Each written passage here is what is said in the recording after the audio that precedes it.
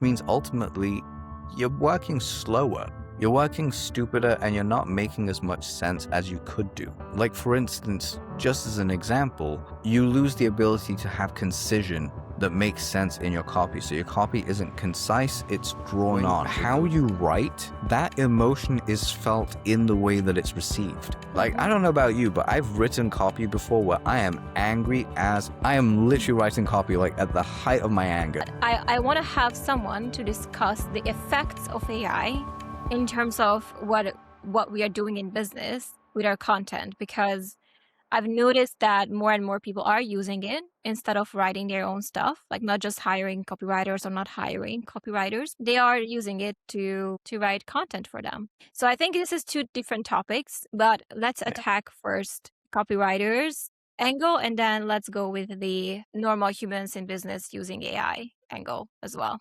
So do you mind just quickly introducing yourself, and then we can go from there? Of course. So, hello everyone at home. My name's Adil Amarsi. I have been, or at least I was, a professional copywriter for 20 years. I've been doing this for 24 years though, because I spent 4 years learning the craft as you would do when I was very young. I generated over 1.4 billion. The closer number is 1.5 billion in sales directly from my work as a consultant, copywriter, and advertiser, as you will, across 433 different markets, niches, and industries. And with AI, I have been behind the scenes since about 2017 with a couple of companies, helping them actually produce their LLM models and more, because again, I found it fascinating. So yeah, that's basically me in a nutshell. Now, while I do not directly take on copywriting clients anymore, I do mentor a crap ton of copywriters along the way. And more importantly, I still write my own ads because I like doing that stuff, because it keeps me nice and connected to my roots, which is what I love. And I love the fact that we're talking about AI because it's a tool that people really do not fully understand the implications of, both negatively and positively, and how it can be both your best friend and your biggest hindrance. So looking forward to getting into that. Perfect. So in terms of your best friend, let's go with the best friend. Can we get that angle first? Like, what are you seeing that, because you say AI is a tool. Yeah. In terms of a professional copywriter. Yeah. Why is it your best friend? Okay, so put it this way. Before power drills became a thing, every handyman was using a hand manual drill or a screwdriver. It was manual labor. It's the same here. Basically, it's the power drill for writing. It just basically makes things a little bit easier, go a little bit quicker if you know how to use it. If not, you're going to end up with messing up your workload. So it becomes your best friend simply because if you understand exactly how to implement the power of AI, which is a language learning model, which absorbs access to information at a high enough rate that you can actually simplify a lot of the stuff, get rid of the fluff, and get right down to the core basics of what needs to be done. And here's what I mean. So if you feed AI a bunch of information and ask it to summarize it for you in a way that a 10-year-old can understand, it will summarize the information you give it like a 10-year-old, like back to you as a 10-year-old, which speeds up your research time, speeds up your first draft, and allows you to start thinking. Now, here's the key element that everyone messes up. You stop thinking and relying on it. You don't want to rely on AI. You want to use it as a tool. It is a tool, and that's all it is. It's your best friend because it will give you the ideation that you want. It will go back and forth with you. And if you train your AI correctly, it will correct your mistakes for you. I'm on the spectrum, which is no surprise to literally anyone that spent more than 10 minutes with me. Quite simply, what it is I have a problem with grammar and understanding pacing. Sometimes I leave sentences in by accident because I legitimately forget they're there. So whenever I have AI run through my copy after I've written it and gone, hey, does this make sense? Am I consistent with where I need it to be? Using the frameworks I've given it that my own, all it does is go, yeah, you totally nailed it. Or actually take out sentence here because you're repeating yourself in sentence 1 and 7. They're saying the same thing. I was like, oh, okay, cool. I left that in there by accident. Remove it. It's done. That's why it's your best friend, is because it can be a great little, it's a great tool for using stuff like grammar checking and making sure that your stuff works properly and actually getting it to do what it needs to do.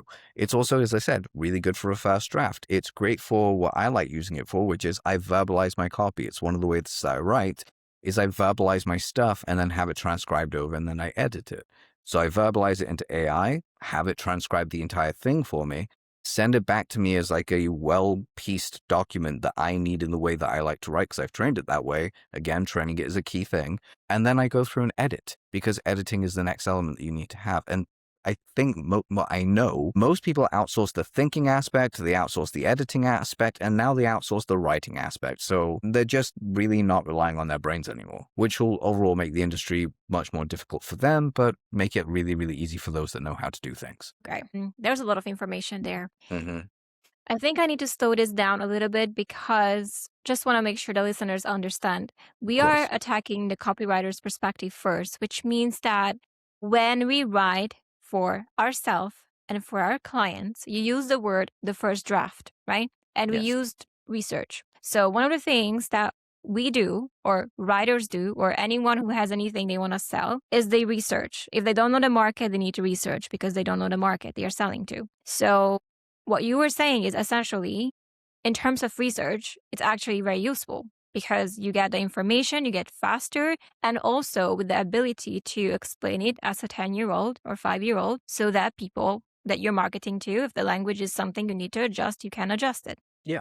Now, what you were saying is that the way you use it also is to dictate, like you have your ideas and you just use it to transcribe it for yourself, and then it organizes it. And also in terms of editing, like grammars, repetition, when you are looping in your brain and it's like, okay, now I get it. So those are the use cases that are the useful side of the AI. So what are the use cases that you think, because you went into, well, it will think instead of you. What are the use cases that you see either other copywriters use AI or clients making mistakes on that is not a happy, positive use case of AI? Okay, so I'll give you an example. People are not thinking. That's the worst thing that could possibly happen. You're losing your critical thinking skills and ability to think strategically, because you're outsourcing it. You're not working that muscle. So ultimately, that means that you're going to be less prepared.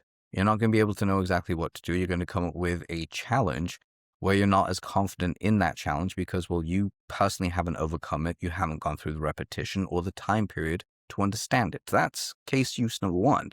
Case use number, the second worst thing that most people do, it's all starting to sound generic and sloppy. People just run through AI and then copy and paste it over. Zero editing. They don't look at the grammatical uses. And just as an aside, I'm one of those people that likes to weaponize my grammar and spacing in my copy, because if you're not weaponizing grammar and spacing, you're really losing a huge amount of understanding of how people read and understand what they're seeing in front of them. So AI doesn't know these things. It will give you what it thinks is the best inclination or intonation of what you're giving it, and then people just run with it, which ultimately costs you your reputation, which is one of the worst things that can go. It starts to question your skills ability, and worse off, like I said, it weakens the critical thinking aspect of your mind, which means ultimately you're working slower. You're working stupider and you're not making as much sense as you could do. Like, for instance, just as an example, you lose the ability to have concision that makes sense in your copy. So your copy isn't concise, it's drawn on. It goes through analogies that don't really need to be done. And the worst part for me, by the way, is some AI has been using a lot of idioms and metaphors that I like to use on a consistent basis, and phrases I like to use on a consistent basis. And I can't use them anymore because it's been done to death. Like, you can't say, here's the kicker anymore. I used to love saying that. Now you can't say it at all. Like, it's completely like, people read that and think it's AI, even if you wrote it. So the downside is, just to summate my point here, is that it's making people like think less, which means they're getting dumber, but they're also creating more work for themselves because they're actually putting out half-assed ideas that don't benefit them. And it makes them look, it also just shows they don't know what they're doing. So it creates a bunch of skill gaps that you could easily overcome, but most people don't think about. Okay. I want to go back to the part when you talked about the fact that there is challenges that people overcome by using AI instead of actually tackling themselves. Can you give me an example of what a challenge would be in this scenario? Okay, great. Your client is losing $3,000 a day. They have no idea, or let's say even bigger, they're losing $30,000 a day. They have no idea where that profit leak is. You run through the numbers in AI and it tells you that the problem is, I don't know, the copy or the messaging or the targeting or whatever it is.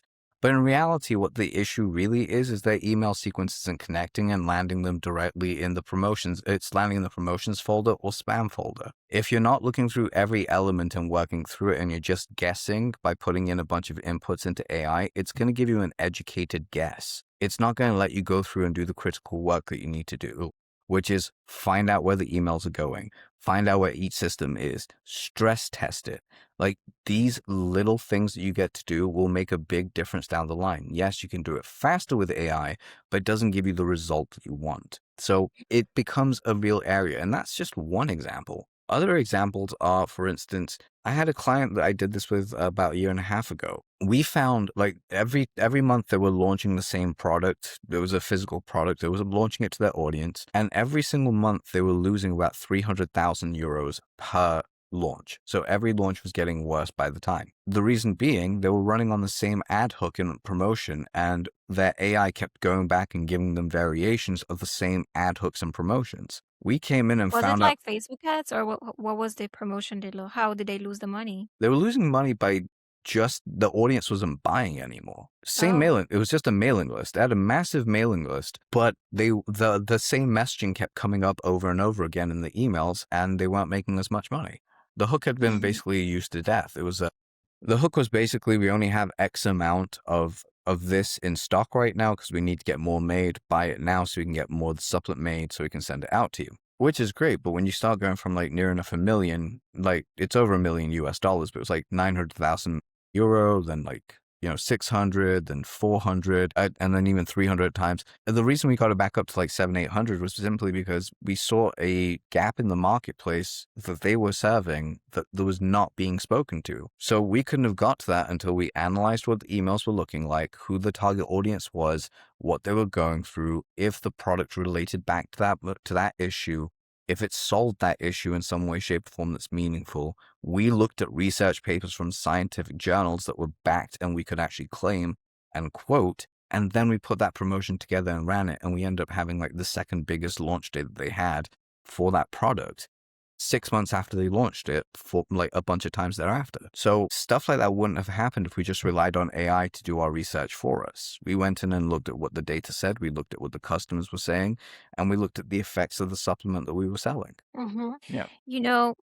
I guess my question would be in this scenario is because we talked a lot about using AI in email communications to monetize emails and the implications of that. But do you think when you have an audience already, let's say it's not a huge list, let's say you have 3,000 people, but it's highly niche audience, okay? Small but niche. If you have been emailing them all the AI emails, do you think that you could burn that relationship with them? Or do you think that if you take back the reins and start writing better because research them, talk to them, can you earn that trust back? Or are they like, oh no, oh my God, this email again, I can't, I don't even wanna, it's noise, You will burn a certain percentage of that list. Like, you'll burn a certain percentage of that list, even if it was you writing it the entire time, because people change and they like different things. This is just what happens. It's the nature of humanity. But yeah, if you're using AI and it reads like AI slop and it sounds like AI slop, people will start turning off. And when you start writing better yourself and start coming back to what you're doing, you would have burnt a significant number of your list, a significant number, a percentage of it,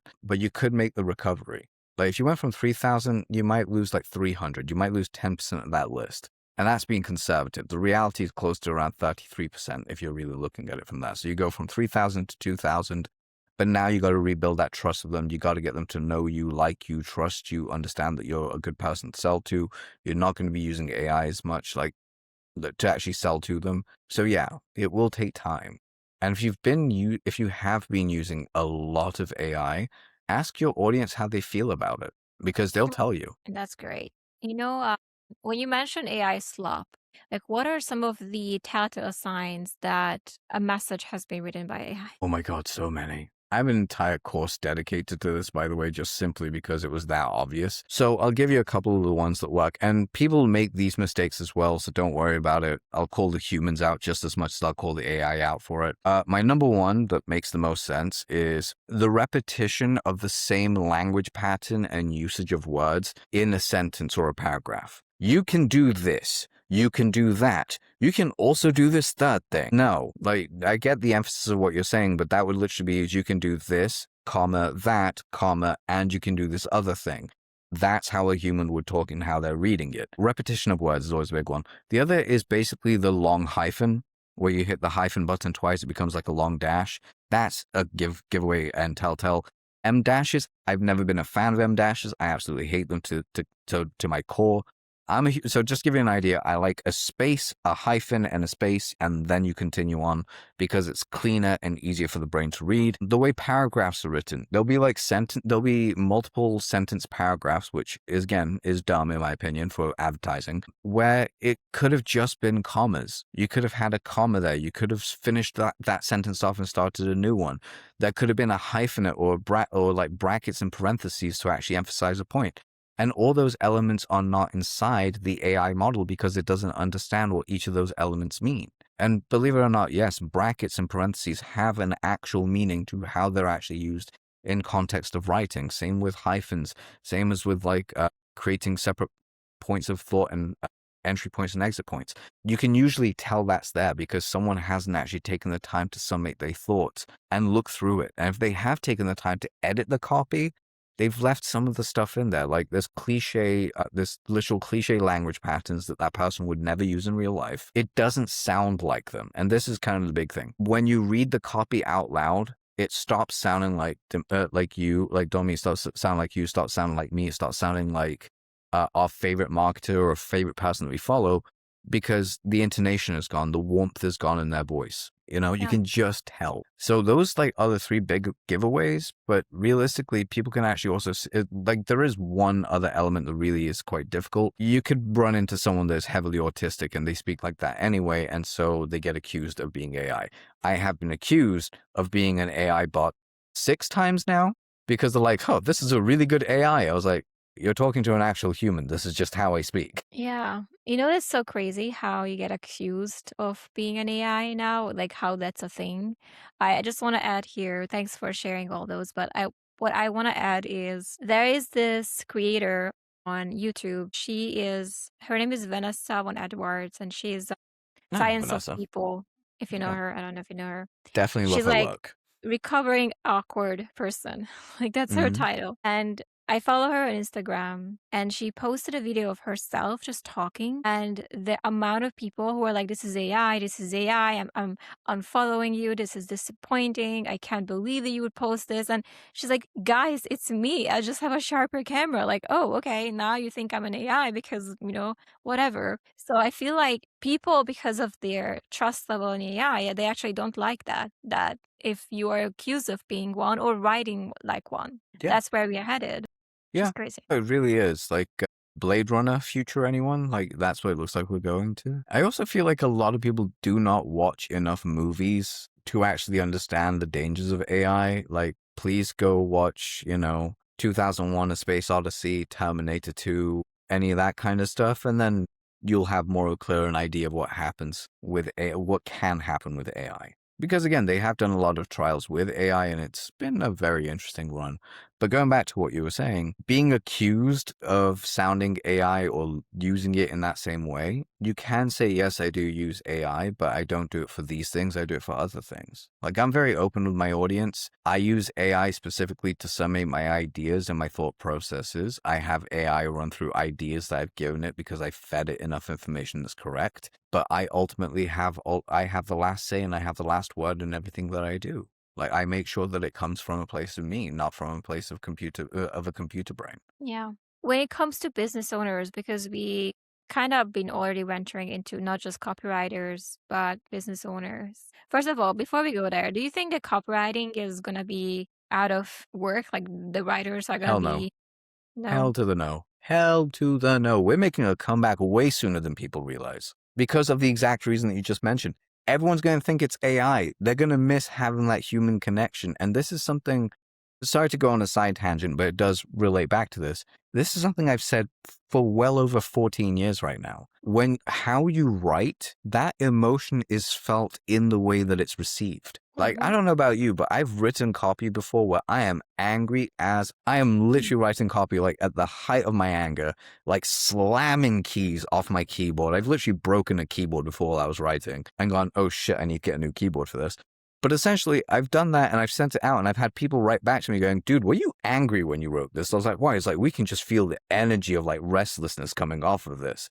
I'm like, yeah, I was. So people can feel a tonal energy based on how you write and how you actually express yourself, even in just, in written. So copywriters who understand this, and by copywriters, I mean more the old school because I have a whole beef with certain ones and how it's being taught.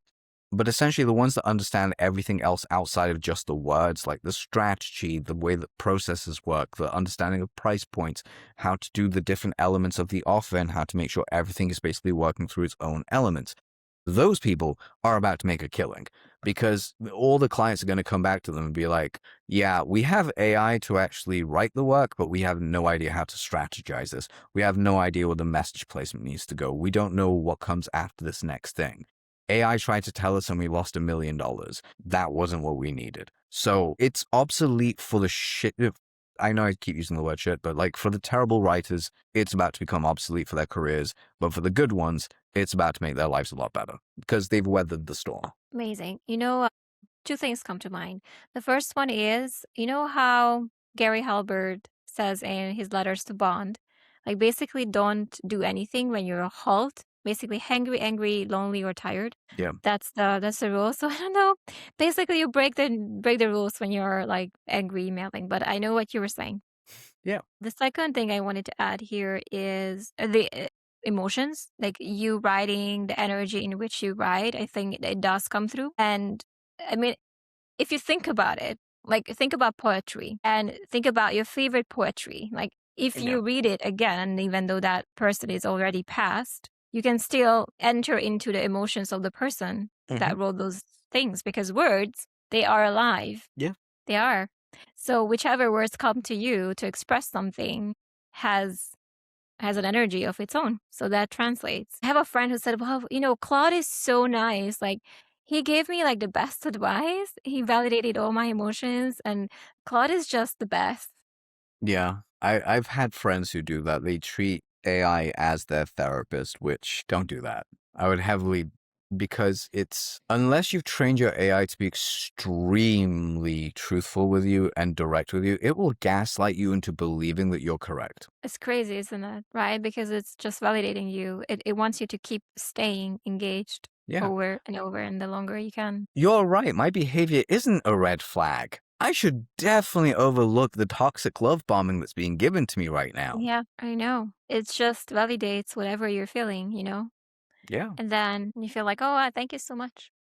That's why exactly. you said if critical thinking is missing, then it's easy to get sucked into what AI is telling you. In terms of business owners, using it for social media, using it to write copy, to sell things, I'll tell you what my philosophy on AI is, not just on AI, on writing. Okay?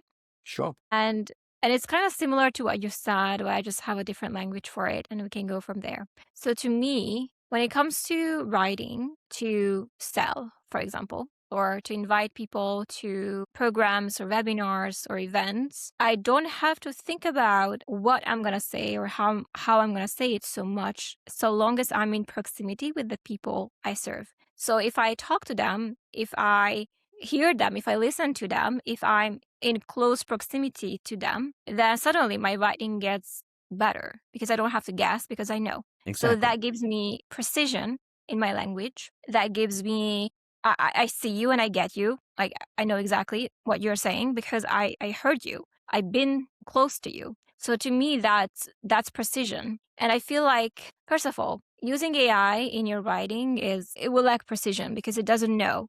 I don't know if you have read, I have read some of those emails when people are trying to sell coaching and be like, unlock your next potential, like get to the next level. Like, okay, compared to what? Like, okay, that's great. Yep. Or, you will get clarity and direction from me or whatever, like all those languages that are so, what do you mean? Yeah. How does that how is it relevant for me, right? I think there's a lot of that. So I feel like because AI cannot give you that precision unless you're using it for research purposes, but I still believe that contact with humans and actually listen to them, Yep. that will give you that precision, because they will use certain words in a way that they would use it, and that I would give you language. I couldn't So agree more. yeah, so I think we are in agreement with that. Oh yeah, I mean, it's just to jump in here. This is something that I've taught and do quite frequently. When I lived in London, because I don't live there anymore, but when I lived in London, when I'd write an offer for someone, I'd find someone in the coffee shop and have a conversation with them and be like, "Hey, you fit the perfect model of who I want to actually speak to. Could you read this for me and let me know if it actually makes sense to you?" And they'll read it and be like, "That doesn't make sense to me," or "That does make sense to me. Thank you for letting me know." And again, proximity is a powerful thing when you keep in touch with people. But, and this is the caveat to it, it's having proximity to the right people who Yeah. understand what you're trying to say, because that's the big thing. And the other, because I want to touch upon it, for the love of goodness, guys, when you're writing bullet points, don't just stop at the features. Please include advantages and benefits to why that thing matters. Because you can be like, "You're about to change your life by cutting off your right arm." Sounds positive until I add in the cutting off your right arm part. So have a reason to why it exists. Yeah, I mean, those are very common mistakes, I feel like. Why do you think people are lazy when it comes to language and writing their own stuff? Oh, can we go down the conspiratorial route? Because Yeah, that's also a sure. thing. It's by design. Like a lot of the time, it's by design because critical thinking and critical thinking skills is a threat to the system. Always has been. If you go back to any time period, look at how critical thinking, when there's a lack of it, it's basically the fourth turning. Right before the fourth turning occurs, critical language and critical thinking start taking a massive hit, which deconstructs societies that they've built on and the communities they're built on. They go through a lapse in everything, and then it has to go through the destructive phase before it's reborn to a phase that's actually far more valuable. Because humans are forgetful and we forget how things have happened to our ancestors, so we're doomed to repeat the past because that's what happens. This inclination is actually quite hilarious because it's essentially you can have someone who is around 84 years old right now, like up until their 80s, they would have seen two, maybe three of the turning events and caused the fourth one itself because they would have actually dumbed down language because one of my favorite comedians, George Carlin, likes to say, weak language and soft language produces soft people, and soft people don't have the intellectual capacity to think, debate, argue, and basically agree to disagree in such a way that devalues the societal fabric of what we're building. So the reason why so many people have issues with it is because they're taught rote memorization, they're not taught critical thinking and critical language skills. They don't understand that their words have meaning and meaning has power. They don't understand that, so they just basically use a word salad. It's down to the way that we're educated through our music, our culture, our TV shows, our poetry. It's all very constructed and manufactured in a way that goes on what sells versus what's actually good for you. I mean, I'll ask this question. When was the last time you heard a really good song, like a masterpiece of a song? You asking me? Yeah. I was just about to tell you. I was going to Italy. And so for Italian reasons, we put on like the old Italian mix, and somehow the New York jazz came in. Yeah.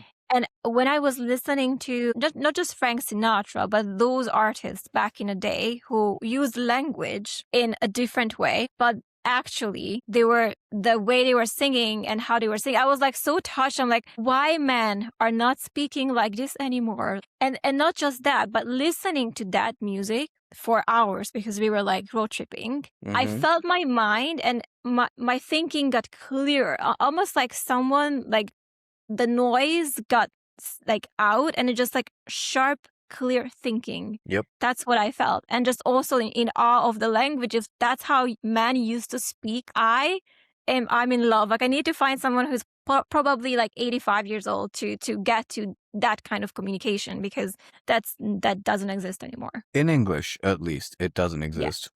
Arabic, however, for the love of goodness, holy shit, that language is poetic too. It's so poetic. Like, I love that. Like, okay, so a lot of people in the West know the words like Habibi and Habibti, right? But even words like Nur Iyani. Nur Iyani is like the light of my eyes as a descriptor. It's like, you are the light of my eyes. You are the coolness of my breath. You are the you are the light that lights up my soul. Like, if you study other languages and other cultures, especially ancient ones that use language in such a powerful way, the poetry moves you. It's beautiful in the way that it's written. And as much as I hate to sound cliche, because I did actually only learn about this person through the show How I Met Your Mother, was Paulo Neruda. I love Paulo Neruda's poems. I think they're really, really wonderfully written, the way that he does it as well. The translation, of course, loses some of the element of what's in there. But reading it, of course, the emotive power is there. As we said earlier, you can read something that's hundreds of years old and you can still feel the power and passion between each word. And this kind of comes back to it is, and we're saying men, but it works on both sides of, or the spectrum of genders, if you want to put it that way, it works on both sides of what there is. There's a lack of communication between the two sides of it that basically have driven out any kind of love. There's separation. Like love has become commercial to begin with.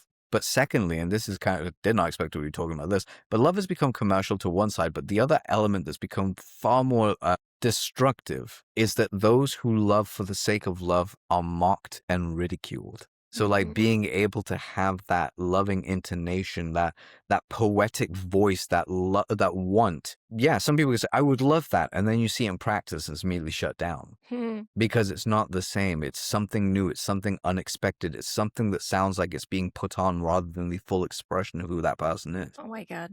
That's so true. First of all, I do speak four languages. I would say 3 very fluent. Ooh, which ones? And then, yeah, Mandarin and Vietnamese they won't sell me. So I'm okay with those 2. I speak Hungarian, I speak English and French.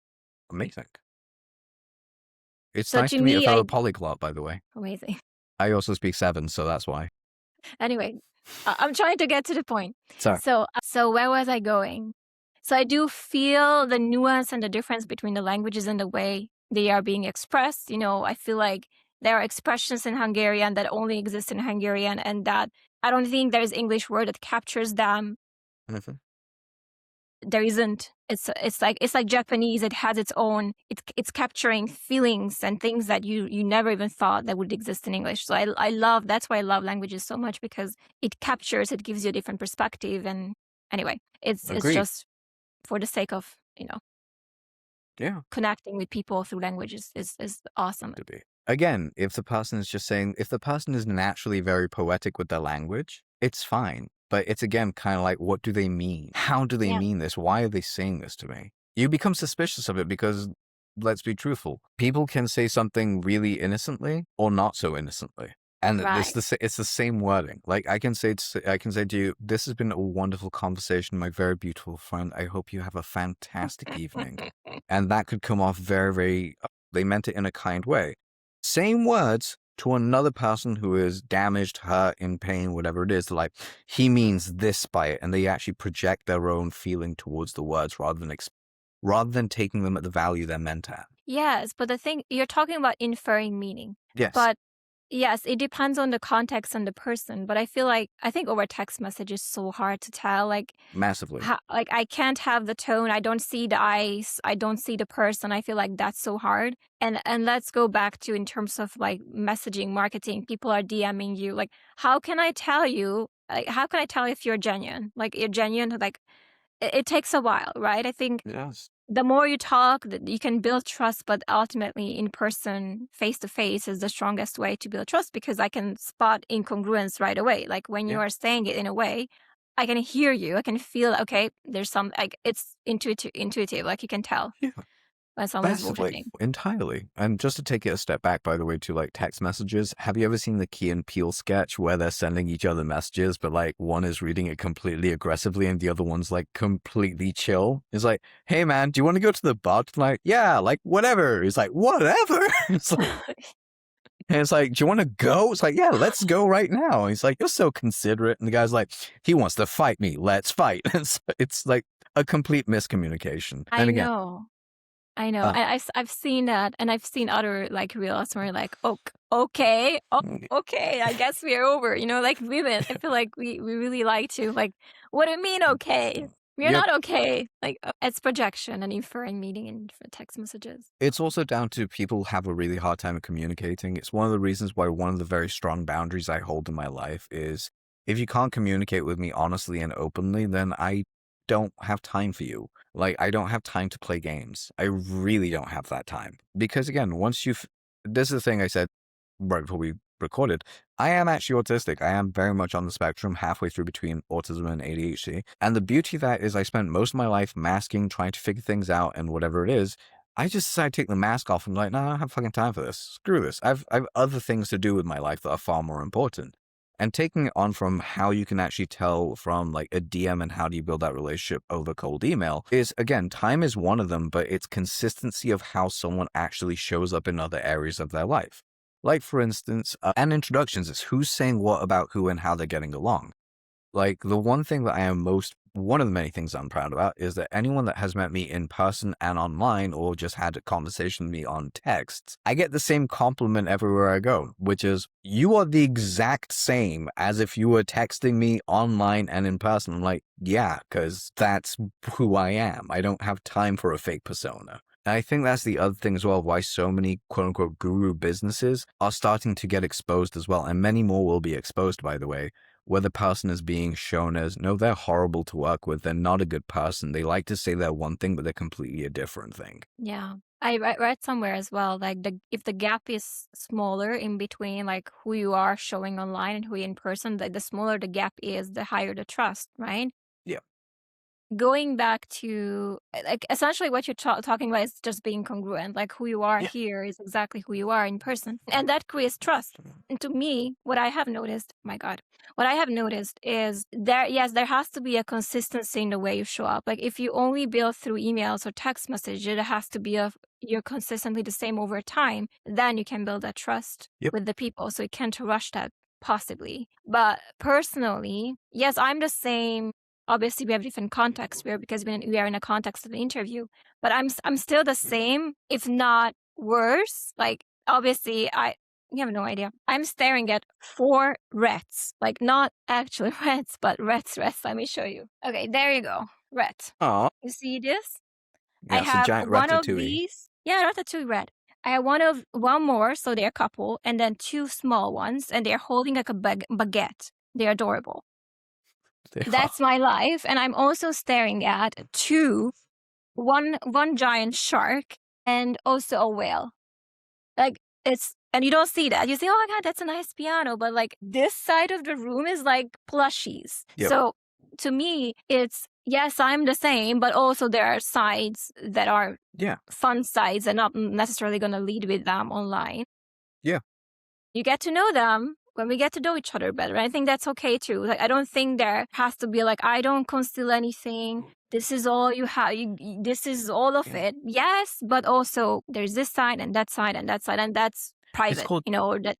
Okay, it's knowing the depth and personality of what you can show. And by the way, this is so true. Like I'm getting, so personally for my own side of things, I'm getting more comfortable sharing the sides of me that I don't talk about work. Like, for instance, the fact that I'm a giant anime lover, or that I've trained in martial arts for as long as I've been writing copy, believe it or not. I have been a martial artist for 24 years of my life. I just don't talk about it very often, but I do love it, and it's there. And this kind of goes back to the whole thing that we were discussing. AI doesn't know that about you. So because of that, it doesn't know how you got the experience of how you know things. Like, for instance, whenever I'm writing, like a lot of the copy that I've written that's done, like, again, you don't get to the number of $1.4 billion in sales across that many markets without having a different way of thinking. The only way I've got to that is because I live life and I expose myself to things that AI could not ever think of. Like, I tell all my students, if you really want to understand emotive writing, go watch the cutscenes from a game called Gears of War. And they're like, why would I do that? Because I recommend different things for different people, but this is mostly for like a certain market,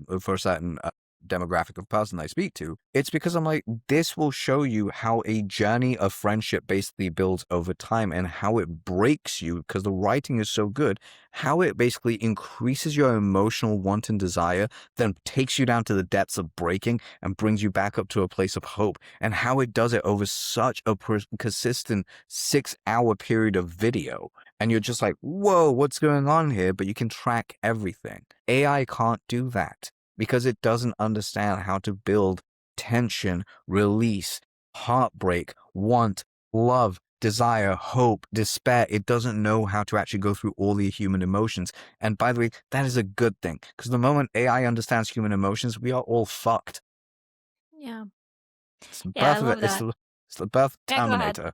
I was going to say it's the birth of the Terminator. That's how it begins. Yeah, I love that. And just adding to what you were saying, to me, one of the reasons I love travel a lot is it because it exposes me to people, Yep. environments, situations, and I think in terms of writing well, like you have to have connection to your emotions, otherwise you can't really Yeah. write. Like, but you have to feel them, and also it doesn't hurt if you've been through some shit and came out of it. It just makes your writing richer, create some depth to that, because the people who are going through that can feel it in the way you are expressing. And I think many times I got this from like friends I was helping navigate, even from clients as well. Like, you're in my head. Like, I'm not in your head. I just know how it feels when you are in this situation because I've been there and I know how it Yep. feels. So when I'm writing from there, of course it's in your head. It's the same experience. Hello, it's called humanity. Yep.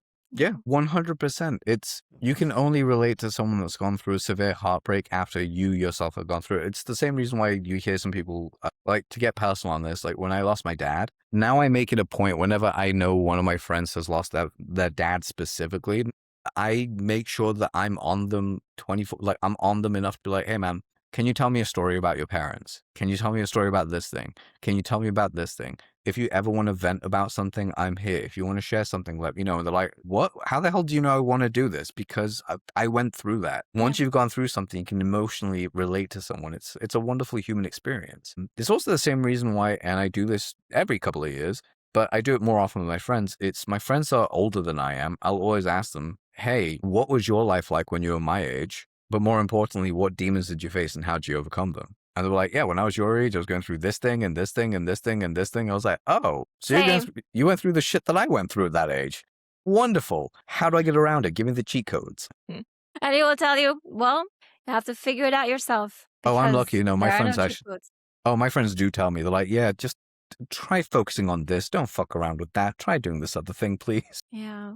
I think either way, it's okay if they tell you or not tell you. I feel Yeah, like 100%. finding your own way out of the situation is also valuable. You get creative. And we talked Okay. about critical thinking, but creative thinking is a different type of thinking. There are Yes. different types of thinking, not just critical thinking. Lateral Massively. thinking. Strategic Yeah. thinking. Yeah, There's also strategic like thinking. there's also like one of the things that someone said very recently, and it's so true. We've got to a point in our society where we don't allow ourselves to get bored anymore. Boredom is a thing. You have to sometimes give yourself that time to have boredom in order to let your mind actually settle so it can actually find itself. One of the hardest things I did in 2025 while going through it's surprisingly in Vietnam, I was in Da Nang when I did this. I had to sit in silence for an hour without thinking. How'd That is that go? fucking difficult. I wanted to tear my own hair out. That's how painful it was. But I did it. I did it 3 times in a row, 3 days in a row. Because what I learned in that time period is when you slow the brain down to a point where it doesn't think about anything anymore, the voices quieten out. And once they quieten out, you can actually almost start feeling a level of peace that you've not felt in years. It's uncomfortable, but once you get comfort with it, things start moving in the right direction again. It's quite nice. And just to kind of clarify as well, that's another thing that AI can't do. It can't think creatively. Like again, going back to my example from earlier, the reason why I was able to come up with a whole idea, a hook, and an angle based on what my client's audience was feeling was because I had to creatively think. If I was a 45 to 55-year-old woman going through perimenopause, like going through all this other stuff in my life, what would I be going through right now, and how does this supplement help me? I'm also going through perimenopause/menopause at that time. Let me do some research to find out if the supplement impacts that. Oh, look, it does. Let me reach out to a couple of women who I know are going through this. Hey, will this help? Give me 3 weeks to actually find out. Yeah, I'm on this already. I'm finding a different variation of the supplement. Here's what I'm feeling. Here's what I found. Here's what I wish I was going through right now. And this is what I felt. Great. Superb. Now I have a new hook and angle to work with because I creatively thought outside the box. Yeah. And that's a I big feel like thing. when you are, two things I wanted to add here, three things actually. The neighbors upstairs are hammering something and it's driving me insane. I don't know what it is, but I hope you cannot hear it. Second No, thing, we can't. perfect. The second thing is when it comes to being silent it's mindfulness, meditation. For me, it's like if I want to not think, I have to tell myself, I wonder what my next thought is gonna be. I wonder what my next thought is gonna be. I wonder what my next thought is gonna be. And that's the only way I can keep my mind from wandering. If it starts wandering, I wonder what my next thought is, and just not like presence, like be present in the moment, right? It's so Yep. hard. For me, what helped a lot is not so much like to get bored, even though to me it's part of the process. If I'm building something, I get bored, and like I hate myself for being bored and not doing things, and then I get myself to go back to creating stuff. Like that's part of my process, which it's okay. But where was I going with this? Man, I should have not taken that detour. Wait, go back, brain. Thinking. Yeah. So one of the things that helped me, and I'm talking to ADHD guy. Okay, so all we're good. I'm So one of tracking the it. Don't things worry. you're tracking, perfect. So one of the things that helped me and drained the hell out of me is doing improv comedy. And when I started doing improv comedy in like a group environment with beginners, just like myself, I had to be present like always because I had to react immediately. And it was fast. Like I couldn't just stop to not like to be like wandering because my favorite mode of being is just in thought, like immersed in my own head. Like leave me alone. We're having so much fun inside my head. Like that's my normal way of being. But improv actually pushed me outside of my head and just be like, okay, here, now. And that drained me so much because I was so not used to being present and not in my head that I remember just after 1 hour of improv, I was power napping in the couch for 15 minutes so I can go back to do it again. Like that's how draining it was to be present because it was so unusual to me. And now I got better. It got easier. And now I'm actually quite okay. So I think that's also training your brain to be like, I'm here, we're here. Come back, you're here.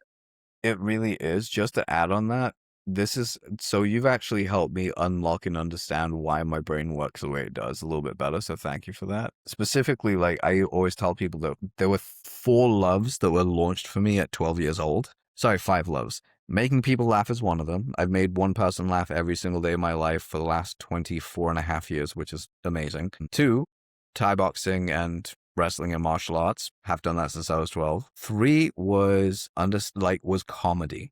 I love comedy. I love stand-up. I used to be a stand-up comedian. A lot of people don't know that, but I was a professional stand-up comedian for a while, which gave me a lot of story and depth. But the key element that actually helped me with all of it was actually doing battle rap. Because battle rap is on the spot thinking of how to respond, go back and forth. It is an art form of its own. In doing so and understanding that art form at such a young age, it allows you to develop that skill of knowing how you can think on your feet. It's one of the reasons why my favorite lyrics by Taylor Swift is "I'm lightning on my feet." Like, that's still one of my favorite lyrics. I'm like, that's how you train that muscle up. It becomes secondary reaction, but it takes time. Yeah, exactly. And I had a show, by the way, Friday, about a week ago, in front of a live audience. Oh. We had 150 people coming and witnessing this live improv comedying with my group. And it was fucking amazing. We did such a good scene. I had 4 scenes, and I nailed the last one. Like like everyone was dying laughing. It was perfect. My scene partner was like, it was perfect. Amazing. But yeah, I think to me that really trained me to think on my feet and quickly. And and not only that, but like unleash the whatever madness and insanity that's bubbling up my brain instead of stopping and filtering it. So with improv, the less you filter, the more you let that madness out. Like you don't hold back, like just let it flow. Like then you are in flow. You're not thinking, ooh, if I say that, that would be too much. Like, no, just fucking say it. Okay. Yep. And that's where the muscle is, I think, being trained. And yeah, I love that. So I will continue to do that. I've been doing it every single week as a training. But it helps you to think fast. I agree. Filter less. I mean, would it help to, I'll tell you about that after the show. Like there is a little thing that is a sales training tool that I've used for a multitude of years that has really helped out. And I'll tell you about it after the show because I think it'll be quite fun to share that little bit with you. The audience does not get to hear it. No, this is one of the sides that you guys don't get to hear just yet. I'm sorry, guys. Maybe one day. I mean, you can comment underneath whenever this comes out and be like, yeah, tell us. And then maybe we'll do a round 2 and then we can do then. Yeah. We'll do that. The comedy copy tour. Let's see what happens. Let's see. Okay. Well, how can people find you? And you said you're not taking on copywriting clients, but at what caliber people can work with you? Okay, so I've got 3 different offers, which is hilarious because they're all for different people. So if you're a business doing over $1 million a year, hit me up on adilamarsi.com, because then I'll be able to help you grow, because you have all the tools and stuff that you need to actually go through an expansive growth pattern. And I love doing that because it's so much easier for me to deal with you. If you're doing less than $1 million a year, you can go pick up my products. Follow me on Instagram at Adil Amarsi, where I share a lot of great stuff where you guys can actually build up to that $1 million mark and more, which is wonderful. If you are a copywriter and you're like, man, I want this guy to mentor me, I do have a mentoring program that I am launching. I'm only taking on about 8 people a month at a time, just simply because it's easier to actually go through things. It's a 6-month mentorship that I do with you guys. If you're interested, again, follow me at Adil Amarsi and DM me and be like, hey, what's this mentoring thing about? And we'll talk about it, because it will help out. It's not stupidly expensive. It's worth my time. It's worth your time. It helps everyone out and everyone's happy about it. So that's wonderful right there, because funnily enough, right before I got on this phone call, one of my mentees I was talking to right now, they just quadrupled their income off of one call that we had together, which is really, really fun. So if you guys want to find me, if you're over $1 million, at adilamarsi.com. Find me at adilamarsi.com. If you're under that, go to at adilamarsi on Instagram and follow me there, because that's where I'll be posting a lot more of my stuff. So enjoy. Perfect. Well, thank you for coming. Thanks for this discussion. I need to cut this discussion because I have a dinner date in 27 minutes. Okay. Thanks for listening, guys. Bye.